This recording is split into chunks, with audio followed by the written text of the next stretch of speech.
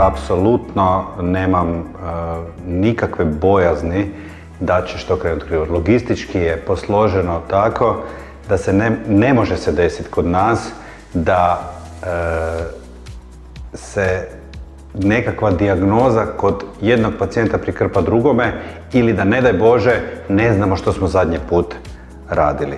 Čak bi išao tako daleko da svi pacijenti, svi koji dolaze u ordinaciju, mi njih znamo imenom i prezimenom kad uđu unutra i točno što smo radili zadnji put, bilo to prije 7 dana ili prije godinu dana. Redovitim dolascima u ordinaciju mi preveniramo bilo kakve probleme koji bi se mogli desiti i pružamo dodatnu sigurnost našim pacijentima.